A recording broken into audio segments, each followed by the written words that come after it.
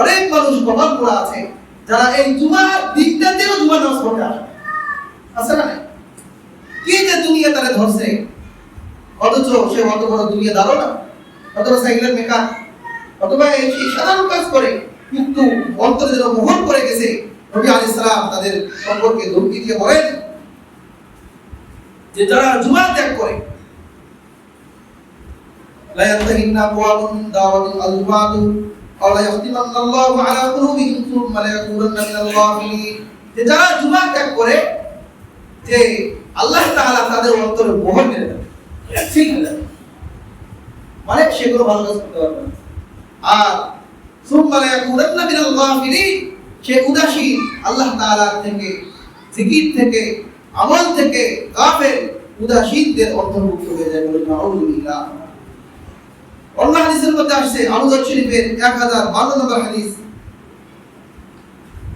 আন রাসূলুল্লাহ সাল্লাল্লাহু আলাইহি ওয়াসাল্লাম قال من ترك ثلاث جمع نهى تهاونا بها طبع الله على قلبه।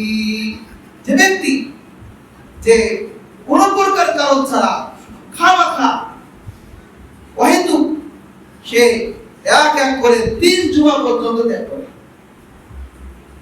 একটা লিমিট দিছে যে 3 জুমা কোন ব্যক্তি যদি ত্যাগ করে, তবে আল্লাহু আলা কলবিহি, আল্লাহ তাআলা তার অন্তরের মধ্যে মোহর মেরে দেন, মানে ভালো কাজের প্রতি তার কোনো আর আগ্রহ থাকবে না। অনুরূপভাবে অন্য হাদিসের মধ্যে আর 3 জুমার কথা আছে। অন্য হাদিসে এর চেয়েও ভয়ঙ্কর কথা আসছে। তো মোট কথা, যে যারা জুমা ত্যাগ করবে তাদের সম্পর্কে নবীজি বলছেন যে সে মুনাফিক হয়ে গেছে। কারণ মুনাফিক না হলে সে নামাজ কিভাবে ইচ্ছাকৃতভাবে ত্যাগ করে?